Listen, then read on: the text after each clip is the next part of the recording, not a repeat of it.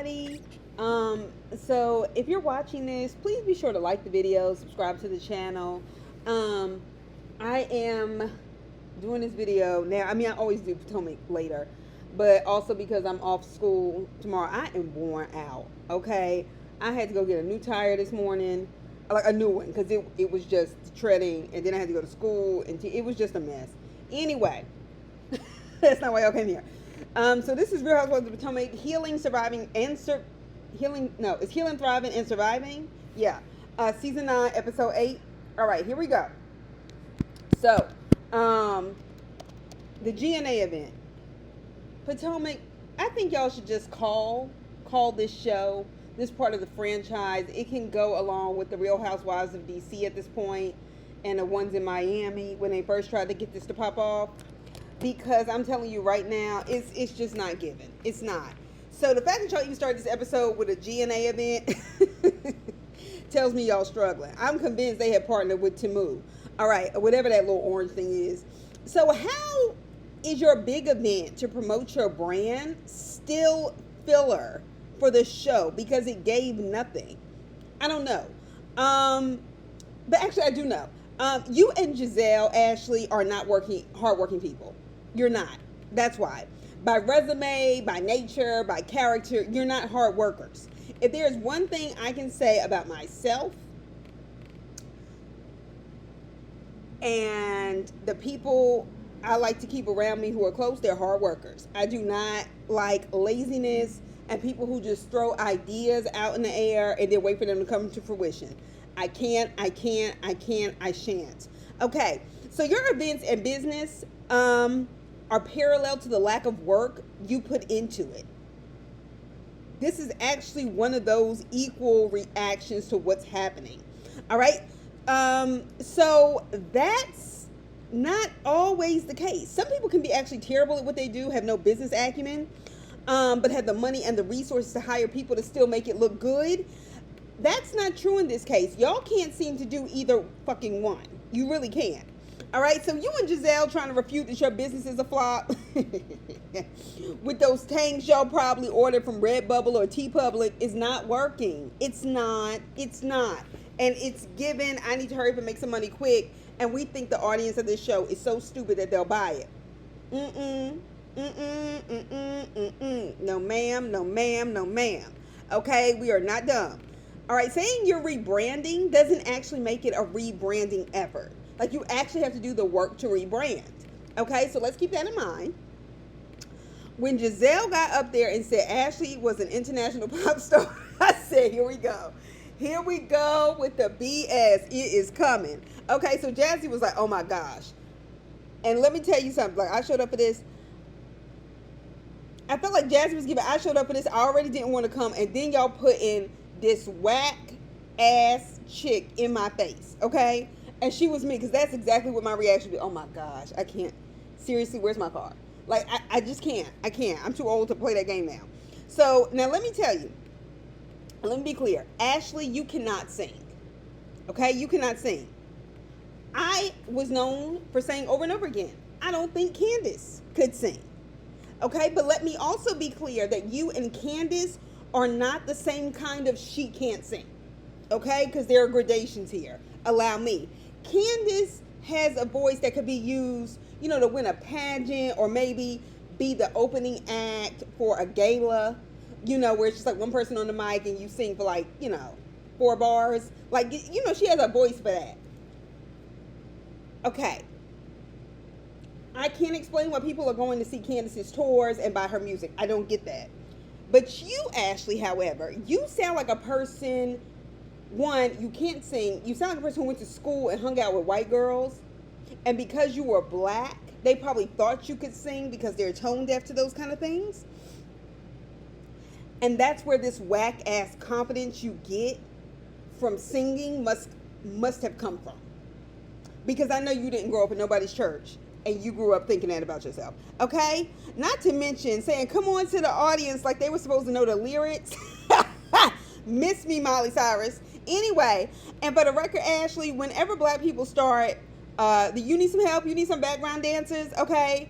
Or sing along with you like that when the song is bad, please note because apparently you don't seem to pick up on these cultural things that, even though your black family raised you, you act like you don't know. Please note when people do what they did in the audience, that is code for saying you suck. And I can curse you out from the audience and taunt you and make you feel bad, or just join in. Make this a joke so we can go and drink about it later and talk about it the next week and the next week because it was funny. Clearly, you know nothing of your culture and the expectations of singing within the culture. Okay, we know those are very high. Excuse me. So despite your black side and your family raising you, I need you to get it together. But you won't, because people like you will fake the funk as long as you can. Anyway, and you could hardly hear the music, which means we had to hear Ashley's voice. And I was just like, why are you doing this to us? Anyway, Stacey was being Stacey in a confessional saying it takes a lot of confidence to get in front of people and sing. Then the producers who talk way too much on all these reality shows, but especially on Potomac, ask her, well, do you think Ashley can sing? And Stacey says, she really put forth a lot of effort in trying to hit those notes. Let me tell y'all, so I don't care what nobody says. I freaking love Stacey. And I'm going to tell you why. Because she is literally being herself. She's not saying one thing in front of people and then something else in the confessionals. She's like, this is just what I think. This is just what I see. Like, I love that. She has not been manipulated or convinced that trying to play black, whatever that is, but you get what I mean, or kiss Giselle and Karen's ass to make herself a star, so therefore she behaves in such and such a way. I love that she has not allowed that to deter her. So she's being herself, and I love that because it's still authentic. And if I've said it once, I've said it 1,000 times. I don't care if you are the lamest person on this planet, and I'm not calling her lame. Be your fucking self, because then you can fucking sleep at night. Her trying to be somebody else would not work for this show. And I actually think she's a breath of fresh air. I want them to keep Stacey. I like Stacey.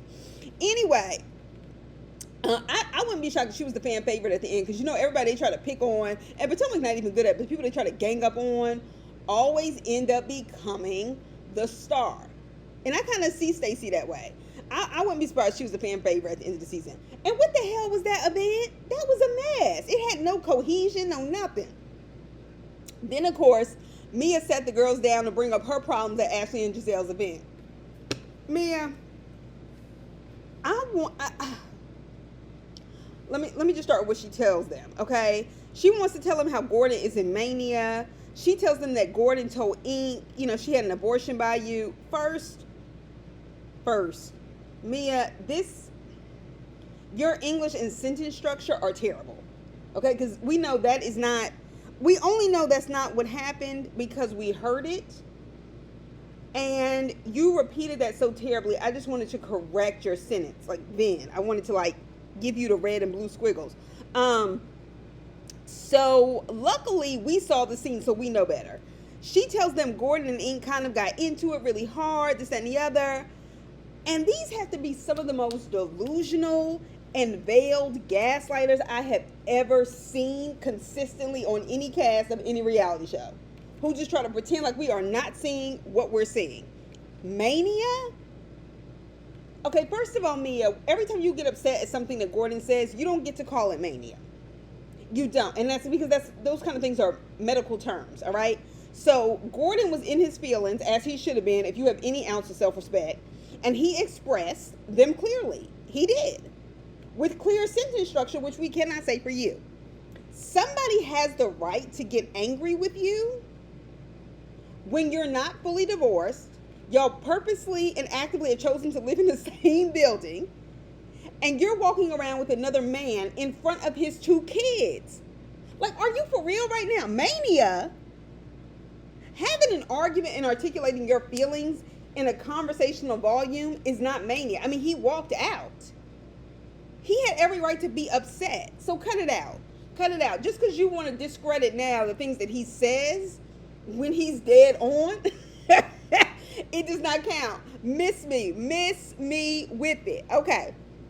So Mia, you're upset that he told your business. And honestly, I can understand that. However, and Giselle sitting there in your face talking about, yeah, that's right, that was your business. And then trashing you in a confessional is so typical. That's what she does.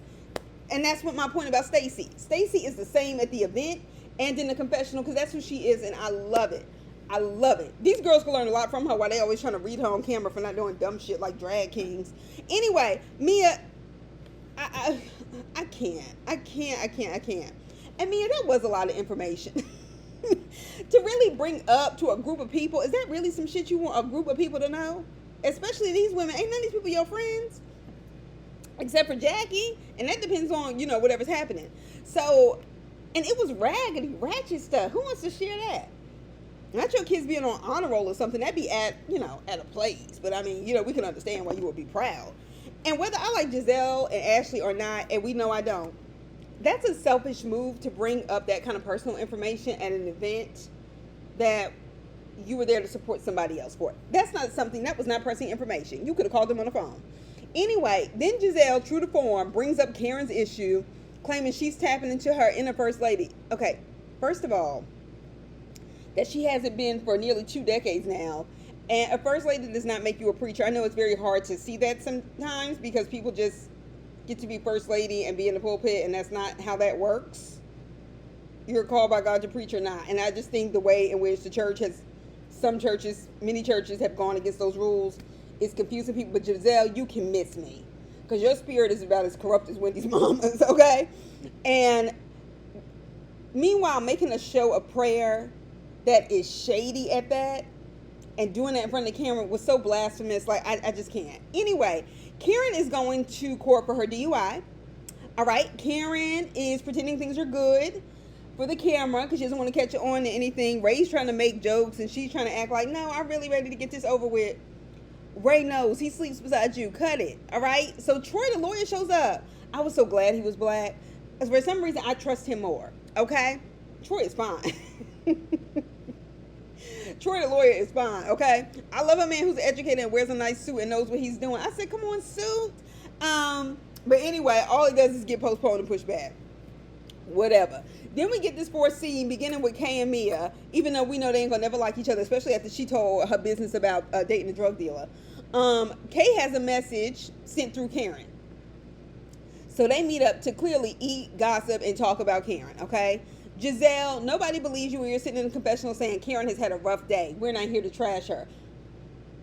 Right, because you're gonna do all the trashing so it won't matter, right? Anyway, her court date was postponed. Why is Wendy saying if she's found guilty, it will give her pause? I said, okay, so Karen clearly crashed her car. Now, we know that much. With alcohol found in her system, a deer made her swerve. We already know she put her own life in danger, which is bad enough. And luckily, and by the grace of God, no human was harmed, right? So you already have what you need to know if this is about that kind of decision. So when you say things like, oh, if she's found guilty, well, what else do you need? And I just felt like that was such a sucker move that you pulled. Because you're setting it up to make sure you can kiss Giselle's ass because you want her attention so desperately. And it's pathetic. It really is. All right? Anyway, Ashley is tripping. We get Ashley. She's tripping because Wendy planned a party for herself on Ashley's actual birthday. Ashley, you don't have to go. You didn't have to go. And yes, Wendy should have considered it. Moving on. Uncle Lump shows up. Let me tell you something. Speaking of fresh air, a breath of fresh air, Uncle Lump needs to he needs to just show up on this show more often because he can put people back in order. And when your mind is out here, trust me, he will reel it right back into center. Okay? He showed up with his wisdom, and so did her aunt. And her aunt was like, look, it's never going to be amicable like you think it is. You just got to go through with it for the kids, and you have to think about your life. You have a house, you have kids to feed and eat, summer, activities. And Uncle Lump was like, college tuition. I said, well, the big stuff. She's crying over the divorce and how she wasn't ready this time last year. I said, even though you filed? Okay, Ashley. Ashley, I've come to the conclusion, and I want you to know, Ashley, how your black family is the family that's always there for you. While you try to tout this biracial shit after your own daddy wouldn't open the door for you. Now, I'm not saying your daddy ain't white. Clearly, he is. But please stop playing that game with us. Your mama is black. Okay? And when your mama is black, we already know how that goes. I want you to quit. I want you to really stop and go get some serious history lessons and get yourself together. I've come to the conclusion that Ashley is just straight out dumb. Like, I have really sat here and tried to analyze her and say, well, you know, she wanted to marry Michael because she was looking for her older white father, which may be true.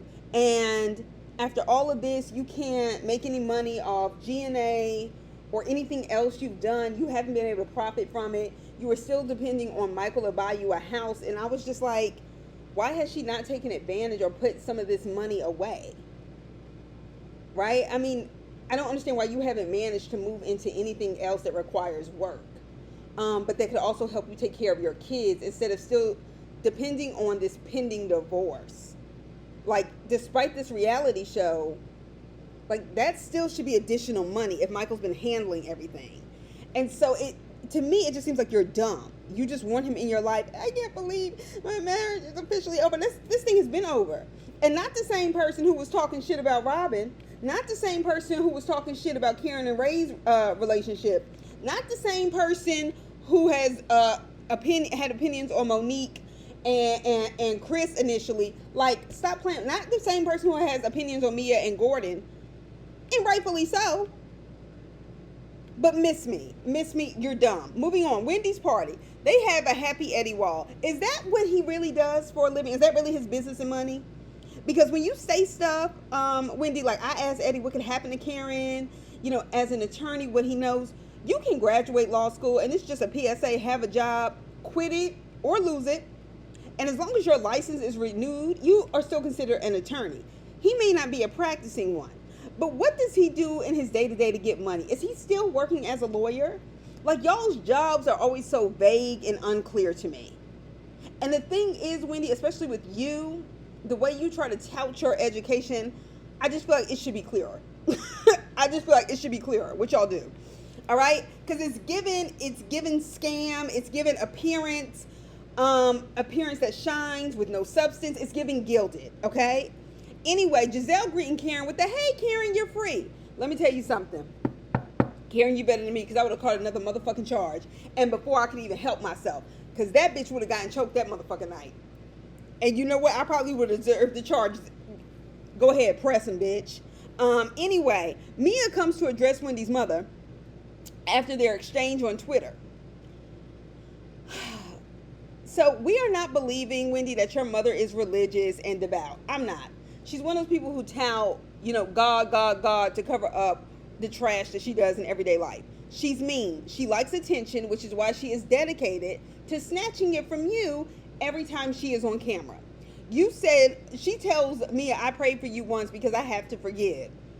There is nothing believable about whatever you practice, and you got to be one of the loudest Catholics I have ever met. Because we all know Catholics who practice, they're very quiet in worship and things like that. And you always talk about Holy Ghost fire. It's giving Baptist, it's giving, y'all are just fronting. Again, well, I tell you, it's giving gilded, all of them. And you're one of those people who use your religion as a cloak for the foolishness you use to carry on in your life. And considering the way you were talking about Eddie's family at the table in front of the kids, miss me. Mia brought up, well, look, how we exchanged words. She was like, well, you called me out of my name. And she was kind of like, no, I threw water on your daughter. I did. And I said some things about your daughter. And her mom was like, no, you said that, they replayed that scene when that crow started squawking. And Mia said, is that your mom? Oh my gosh, that was funny. You shouldn't even brought that back up because having that replayed was everything. Anyway, grow up, Wendy's mama, and stay out of it. Wendy not walked in late. She arrives to her own party late. Now, I was with Giselle when she said, why are we on this grass? I don't understand why you didn't make that clear to people or just get a different venue that didn't require that. And let's be clear, a boat on a lake that you're driving around, is doing this loops and circles. She had a driver. That's why I don't understand. I don't know that it was, did he not know how to drive? Because they kept making it seem like it was windy, but I was like, no, she had a driver. Anyway, okay, but having a boat on a lake and a yacht are two different things. Your dress wasn't soaking when you got done with that? Girl, bye. Anyway, however, Giselle, you are in no position to call Wendy's boat thing an epic failure, especially after that GNA event that apparently, according to Bravo, was only a week before. Miss me, okay?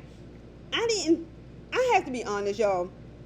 That little Ray and Stacy scene with the drag kings, I thought that was so cute. I don't know why I seen them interact was just really cute. Stacy and TJ. TJ came and sat down. She said, "Where have you been? You know, I've been looking for you." He said, "Oh, you're noticing me?" I was like, "What?"